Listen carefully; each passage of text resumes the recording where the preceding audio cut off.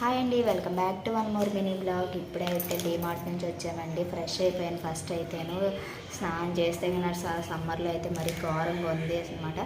So ఏం తీసుకున్నామంటే ఇది వచ్చేసి 20 రూపీస్ వాటర్ బాటిల్.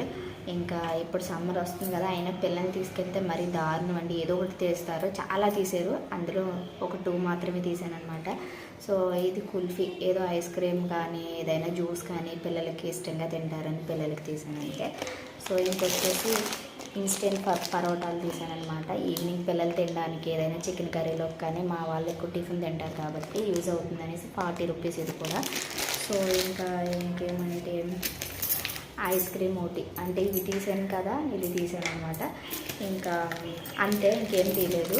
ఇది ఒక 10 రూపీస్. ఇదేమో నేను ఒక లెగ్గిన్ తీసుకున్నాను, దీనికి కుర్తా ఉంది. సో మ్యాక్సిమం రీసెంట్గా తిరుపతి వెళ్దాం అనుకుంటున్నాం, లేదంటే ఉగాదికి కానీ యూజ్ అవుతుంది.